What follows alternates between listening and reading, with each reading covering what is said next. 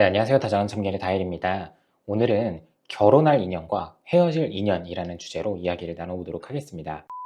다양한 연애사를 접하다 보면 당연히 결혼할 줄 알았던 남녀가 헤어지게 되는 의외의 일들도 있고, 반대로 적당히 만나다가 말겠거니 그렇게 느껴졌던 남녀가 끝내 결혼을 하게 되는 사연들도 있습니다. 애초에 처음부터 잘 될 걸 알고 만나는 사람도 없을 거고, 반대로 무조건 만남의 시작부터 헤어질 거라고 다짐을 하면서 만나는 사람들도 없을 거예요. 그래서 남녀 관계는 대다수가 관계를 어떻게 만들어가는지에 따라서 결과도 바뀌는 거라고 생각을 하는데요. 첫 번째 내용은 바로 행복에 대한 가치관이 비슷한 남녀가 만나게 되었을 때 결혼할 인연으로 이어질 가능성이 높다는 점입니다. 반대로 말하면 행복에 대한 가치관이 다른 남녀는 헤어질 인연으로 이어질 확률이 높다는 거겠죠. 사실 이게 별거 아닌 것 같아 보여도 처음에는 좋았는데 시간이 흘러서 문제가 생기는 남녀를 보면 결국에 행복 가치관이 맞지 않아서 헤어지게 됩니다. 이게 연애 초반 단계를 생각해 보시면 쉽게 이해가 되실 거예요. 남녀가 처음 만남을 시작하는 단계를 보면 대부분은 서로에 대한 느낌과 호감을 가지고 연애를 시작합니다. 그리고 그 감정이 설렘과 사랑으로 이어지면서 그때는 서로 이런 말도 할 수 있게 돼요. 너가 좋다는 건 나는 다 좋아. 나는 너가 하고 싶은 걸 하는 게 가장 좋은 것 같아. 그리고 이걸 조금 더 구체적으로 말하면 남녀가 한창 좋을 때는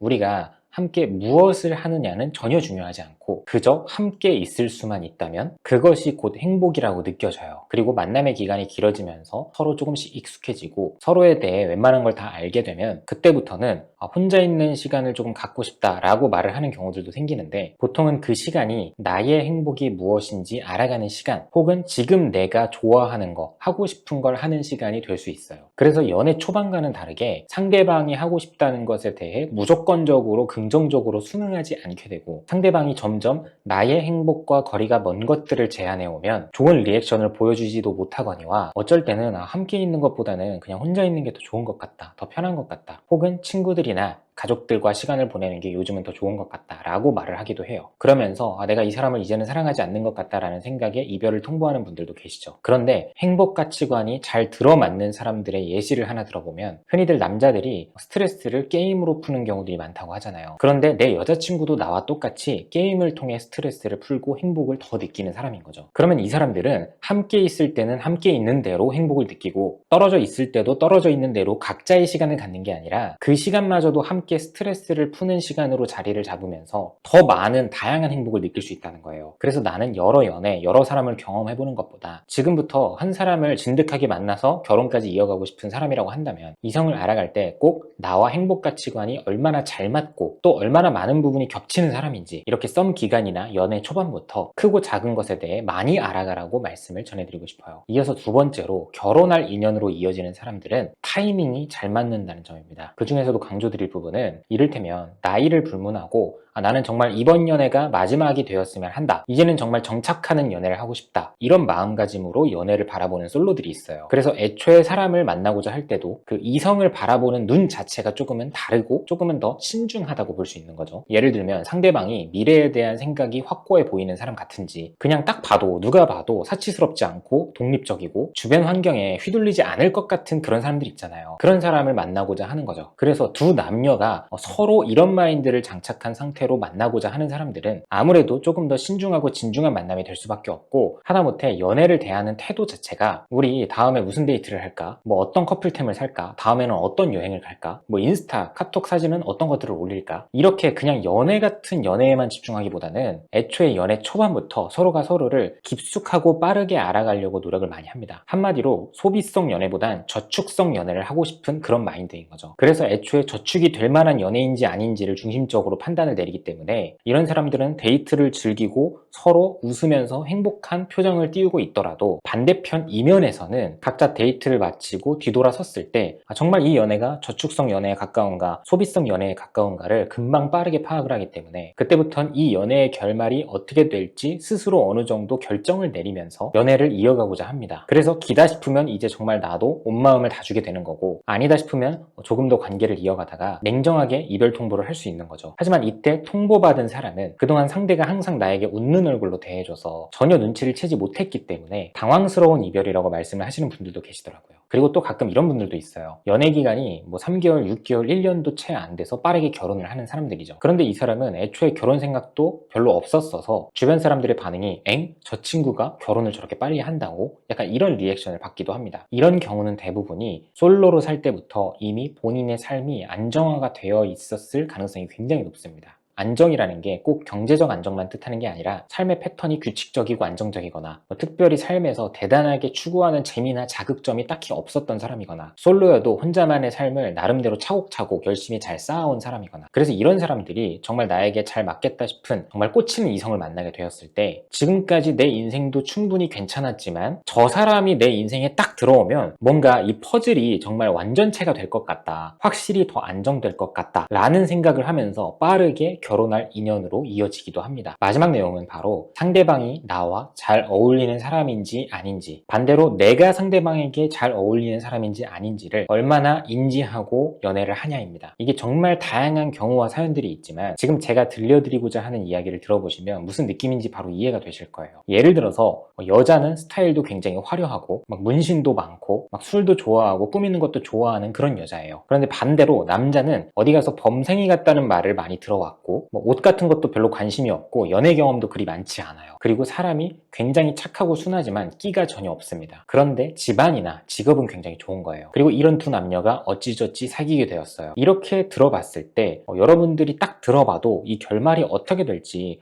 조금 느낌이 오지 않으시나요? 이들이 왜 잘 되기가 힘들까라고 따져보면 되게 다양하고 많은 이유들이 있을 수도 있지만 쉽게 생각하면 어울리지 않기 때문입니다. 남녀를 뒤집어봐도 마찬가지예요. 여자는 착실히 돈을 모으면서 평범하고 안정적인 일상을 보내는 걸 좋아하고 지금까지 한 번 연애를 할 때도 진득하게 긴 연애만을 이어왔는데 남자는 틈만 나면 밤낮이 바뀌는 생활을 이어가고 막 비싼 옷도 서스럼 없이 사고 술, 담배도 즐기고 그동안 짧은 연애만 10번을 넘게 이어온 사람이에요. 이것도 딱 들어봤을 때 잘 될 수가 있을까요? 확실한 이해를 돕기 위해 이런 예시를 드렸지만 현실에서 생각보다 이런 경우가 굉장히 많습니다. 그리고 나서 헤어지게 됐을 때 왜 내가 저 사람이랑 잘 될 수 없는 걸까? 자기 탓을 하는 경우들이 굉장히 많아요. 하지만 솔직하게 정말 티 같은 발언으로 이야기를 해줄 친구가 주변에 있다면 이렇게 이야기를 해줄 겁니다. 그냥 딱 봐도 너희는 처음부터 헤어질 것 같았어. 둘이 안 어울려. 결국에 그냥 누가 봐도 안 어울리는 사이이고 누가 봐도 잘 안 될 것 같은 사이인데 감정 하나에만 꽂혀서 나랑 너무 다르다는 이유 때문에 이성적 끌림이 너무 커서 만남을 이어왔던 경우라고 볼 수 있는 거죠. 그래서 뭐 나이가 엄청 어릴 때는 크게 상관이 없겠지만 연애 경험을 쌓고 나이가 들어감에 따라서 정말 나에게 어울리는 이성이 누구이고 나는 어떤 사람에게 어울릴 만한 사람인가, 이 부분에 대해서 스스로가 가장 잘 알고 있는 분들은 그리 어렵지 않게 결혼까지 이어갈 수 있는 인연을 충분히 찾을 수 있다고 생각을 합니다.